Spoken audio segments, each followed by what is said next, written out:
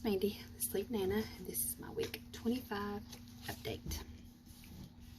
I am 44 years old, 5 foot 4 inches, and I had surgery on June the 23rd with Dr. Samuel Rossi at CMAC in Charleston, West Virginia. My high weight is 259.6, surgery weight was 247.6. My goal weight is around 140-ish. Last week I weighed in at 180.2. This week I weighed in at 181 even, so there's a 0.8 gain.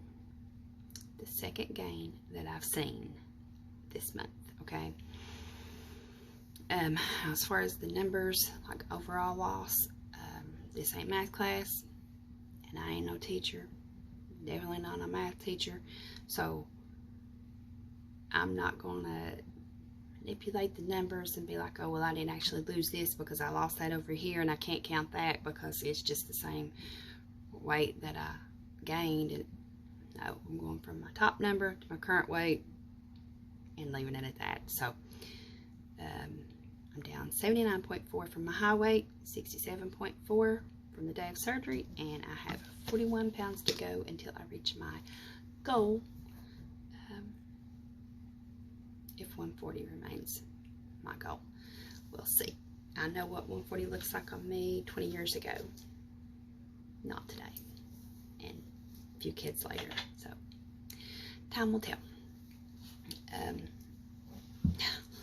Sorry, y'all. I'm sitting in the floor because my grandkids are asleep upstairs and I didn't want to wake them up. Actually, one's asleep in the other room and one's asleep upstairs. And my daughter is in my room, so put me on the floor.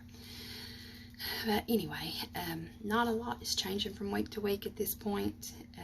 So the only thing that really is going to change is maybe, you know, some subject that I thought about or an idea that I'm tossing around, which happens to be the case this week. Something that I keep going round and round with is this whole exercise thing. You already know, as a weight loss surgery patient, or even if you're pre-op doing some research, how the word metabolism is thrown around, and you know, like you'll have so many people telling you, like, do this, don't do that, eat breakfast, don't eat breakfast, stop eating at this time of day, eat every 2 hours. Like, it's just a lot to take in. So my advice is always do your own research, find what works for you, and do that. I'm not an advocate of the 1,200 calorie diet being slid across the desk to everybody and making it like a one-size-fits-all diet, because everybody's caloric needs are different. It should be calculated based on each individual, because it's, you know, a calculation of your age, your height, your current weight. Are you a man or a woman? What's your current activity level? It's going to be different for everybody. So it just really blows my mind to have medical professionals passing out 1,200 calorie printouts like freaking Tic Tacs or something, okay? It's just, now, will you lose weight at first? Sure. But any small change that you make, you're going to see a temporary difference. So, but it's all going to catch up, and you're going to have some major stalls, maybe even fall out on the floor one day. I mean, it's just, you know, it's a whole thing. But your metabolism is basically a sum of anabolism and catabolism. Anabolism is like when your body's in a state of building, and catabolism is the exact opposite, is when your body's in a state of breaking down. So it's the sum of those two things. And it's really tricky, y'all, to be in kind of like, it's possible to do both, but it's tricky, is what I'm trying to say. And to be in a place where you can shed fat and build lean muscle at the same time. Now, you put in weight loss surgery in the mix and it becomes real tricky, okay? And this is what I keep going round and round within my head, because I'm trying to be so careful with the lifting and the workouts, because of, in the past I became quite obsessive with it, and it's like a whole mind game with me, and I don't want to be that way with it again, and just really cause myself, do more harm than good, really, because I just can't get in enough calories from, good sources to sustain becoming obsessive with working out again, how I was before. Does that mean I should be just not doing anything at all? No.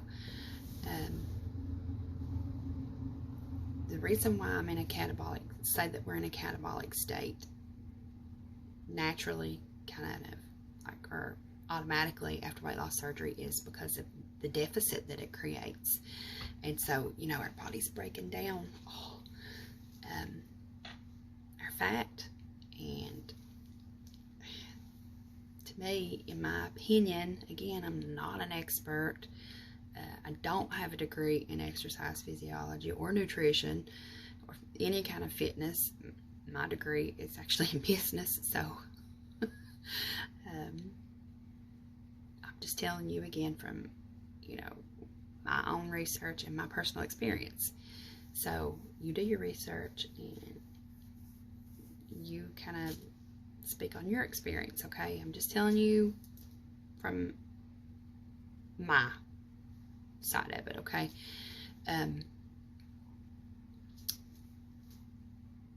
In the past, I have become so obsessive with working out that the slightest little thing or change in my schedule, y'all, it had me a complete mess.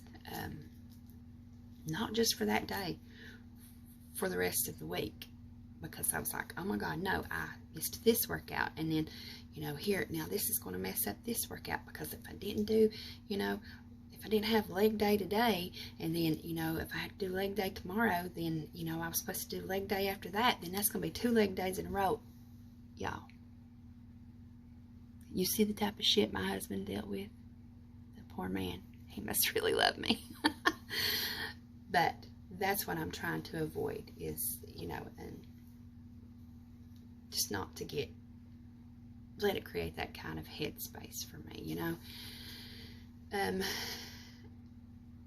I mean, obviously I got off track and stopped doing what I knew I was supposed to be doing to land myself on a surgeon's table having weight loss surgery. But I still remember some of the things that I've researched over the years. And one of the things that stuck with me is something that Billy Blanks said, the Taibo master himself. He said, don't just focus on aerobics and don't just focus on weightlifting. He said you really have to have a balanced combination of both.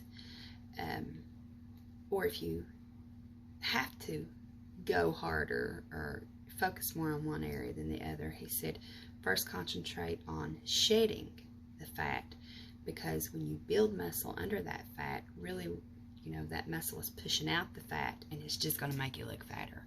And it makes so much sense if you think about it, okay? Especially when you're talking about your core, which I think is actually what he was specifically touching on when he made that comment. And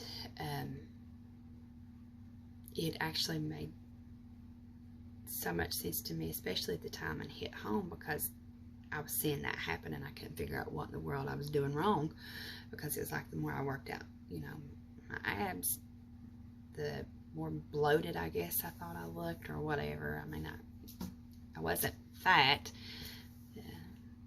then like I thought I was, but it made sense after hearing that.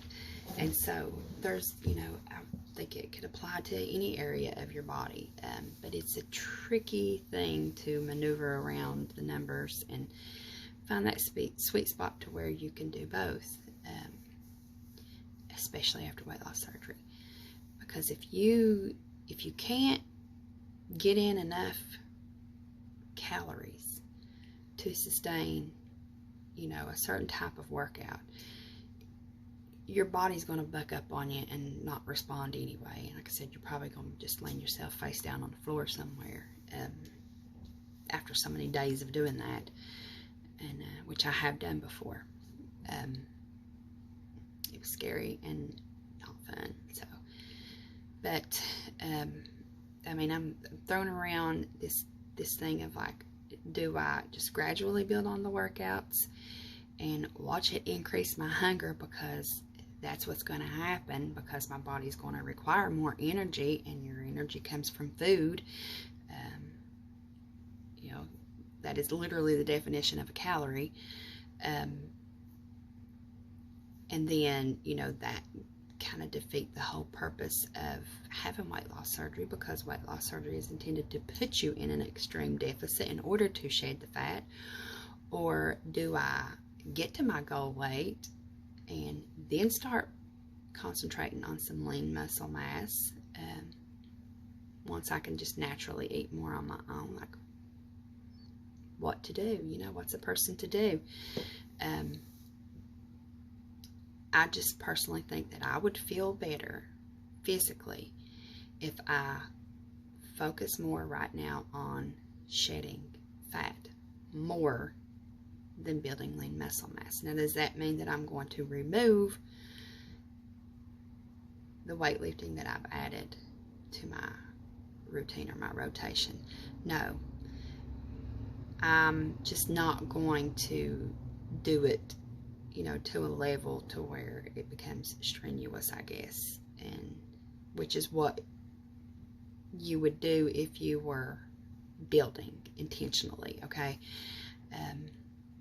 Now, I'm not going to be walking around with these 2-pound dumbbells like these. Y'all know what I'm talking about. Chewing the gum and the ponytail and the perfect makeup.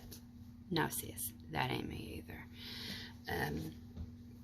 Enough to where I feel it, but I'm not going to so much concentrate on increasing weight, if that makes sense. I'm going to stick with lower weight, more reps, more sets, lots of stretching, lots of yoga, and some cardio. Because, I mean, and I know it sounds like all this stuff contradicts itself, and it's confusing. It can be quite confusing, because at the same time, muscle burns fat. So, I mean, it's just like a big whirlwind of like, what to do. What do I do? But I know you've heard the term used, skinny fat. Is that right? Skinny fat, I think. And that is like somebody who concentrates, like, usually when you see somebody that is that skinny fat that I'm talking about, 9 times out of 10 their main focus has been just on aerobics, and like they don't have, you know, the muscle mass to kind of fill out or burn that fat. Their fat cells have just kind of shrunk. That's what I'm looking for. That's what I'm trying to say. Their fat cells will shrink, not burn. They're still there. What you want to do is focus on some strength training in order to burn those fat cells, like, be gone. I guess what I'm saying is, like, I know what I know to do prior to weight loss surgery, and I'm just trying to figure out how to approach this thing since weight loss surgery. Because again, exercise increases your hunger because you're just using more energy, and naturally that's what's going to happen. And is that going to just basically like F up the whole purpose of me having surgery? But then, you know, it just kind of makes sense to do the long way around by reaching my goal weight and then worry about adding some lean muscle, which is harder to do. But I think for me, this is going to be the approach that I take. So, I don't know. I guess time will tell. Now, because I am a beginner, and I did this years and years ago, but I'm coming in you know, basically fresh out the gate again because it's been so long. After you go so long without, you know, doing certain things, you're back at square one. And I know y'all know that. That's with all things. But, well, except for riding a bike, I guess. But because I am back at that beginner level, it's going to be easier for me to still shed some fat while I build some lean muscle. Just enough to, like, maintain some, like, protection from my bones and such, y'all. Not out here, like, looking to bulk up and be on the cover of, you know, a fitness magazine. That's just like, nah, that's not gonna happen. That's not the kind of working out that I'm talking about for today. But anyway, that's just some things that I'm tossing around in my mind. I'm just going to keep just doing some light lifting and see how that goes, and maybe go ahead and start the carb cycling this week, because these gains, just like it just,